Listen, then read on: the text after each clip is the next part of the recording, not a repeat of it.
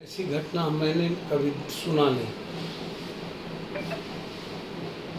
इतना बड़ा दुर्भाग्यपूर्ण घटना। पुलिस लात से विधायकों को मार रही है। मंदिरों में, लोकसभा और विधानसभा मंदिर है। मुझे लगता है, मैं जितना समझता हूँ, इस स्पीकर को अविलंब बर्खास्त को हटाना चाहिए। इस पर अभियोग लाना चाहिए विपक्ष को। साथ साथ नीतीश कुमार जी का अध्याय इंडिया में काला अध्याय में लिखा जाए।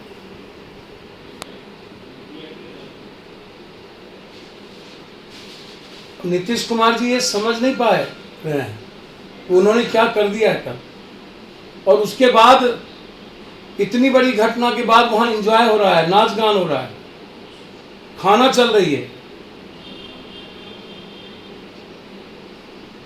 सड़कों पर होना अलग बात है। विधानसभा के भीतर रैपिड एक्शन फोर्स बुलाना, इससे बड़ा संविधान विरोधी, नियमावली विरोधी कोई बात हो ही नहीं सकती।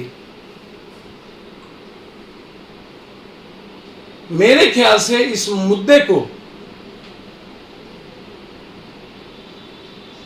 पूरे भारत के स्पीकर से चर्चा करनी चाहिए।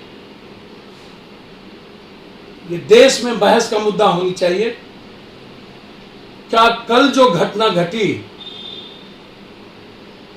अब कोई विधायक का सम्मान पूरे बिहार में बचा?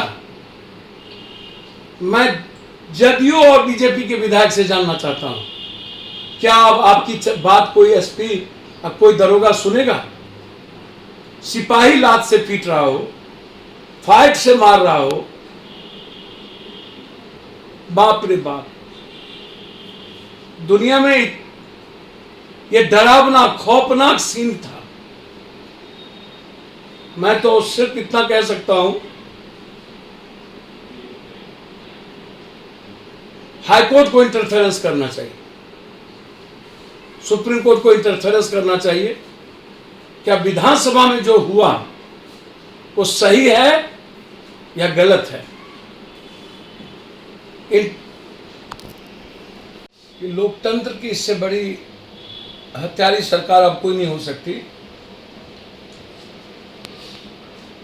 विपक्ष के नेता को कल सबसे पहले लाठी और गोली खानी चाहिए थी।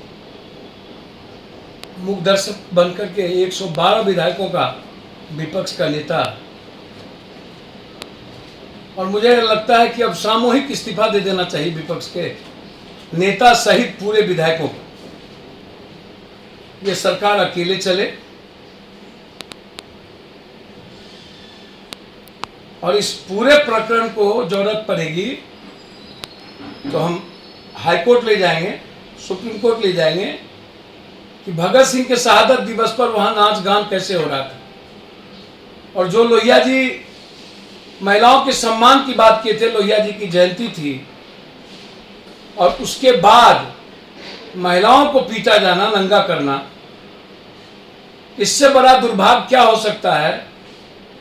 नीतीश जी, आपके भीतर का जो हिटलर का चेहरा है ना, वो दुनिया जानती तो थी, कल आपने सब कुछ दिखा दिया। इससे बड़ा दुर्भाग्य कुछ नहीं हो सकता। कल विपक्ष के नेता की भूमिका सही नहीं थी। उनके सामने उनके विधायकों को पीटा जा रहा था और वो मूक दर्शक बने हुए थे। इससे बड़ा दुर्भाग्यपूर्ण कुछ नहीं हो सकता। और जिन विधायकों को पिटाई लगी, उनको 1 मिनट भी विधायकों पद पर नहीं रहनी चाहिए, और जिन्होंने पीटा है उस पर अविलंब कार्रवाई होनी चाहिए, उनको बर्खास्त किया जाना चाहिए। और नीतीश जी ये बताएं कि भगत सिंह की शहादत पे आपने नाच गान कैसे किया और एंजॉय कैसे किया, ये दुनिया जानना चाहती है।